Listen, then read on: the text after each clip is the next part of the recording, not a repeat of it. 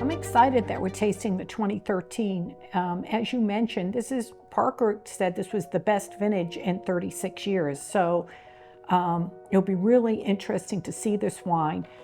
You know, I love living up on Howell Mountain. It's so fabulous. We're at about 2,000-foot elevation. So we really get this incredibly beautiful, long growing season, really concentrated fruit. But typically you're going to get those big tannins. So I'd like to see how this wine has evolved over time. I do too. The hero of today's 2013 tasting will be Blacklist number 11. This is a wine for the ages for so many reasons. Number one, it is a wine that is 100% Merlot that comes all from our home block here on Howell Mountain. The first wine ever from our home block on Howell Mountain.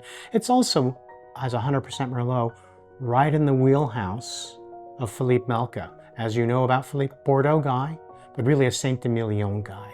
A guy who loves, embraces, and understands not only Cabernet, but Merlot probably better than anyone else in the world.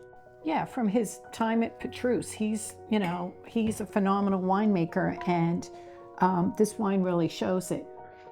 Oh my gosh. You know, Howell Mountain, Merlot, when we first released this was back in 2015-16, it was big, it was rustic, lots of structure, and it was almost a little bit overbearing. Since that time, of course, aging in the cellar has allowed this wine to come to its full potential.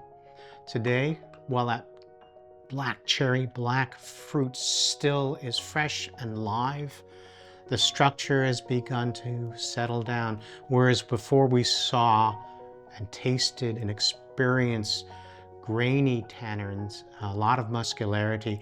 I would say where we are now are silky tannins, supple in some ways, and a structure that is well delineated. The acidity is beautiful. It creates overall a wine that from attack through the mid-palate to the finish is one for the ages. Yeah, this wine is delicious. You know, what I really love about Howell Mountain is these wines age so beautifully.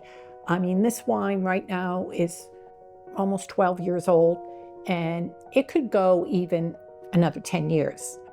Larry, if we were going to do a wine dinner with this wine, what course would you pair with this? All the courses. I think this is magnificent all by itself, but I don't want to be coy. I think that certainly being the feature of the main course with some sort of aged prime rib, eye steak, or you love that A5 Wagyu. Or even some short ribs. I think this would go great. Here you go again with the short ribs. I never make short ribs. I think this would go really well with some short ribs tonight. I can't disagree. With that, salute.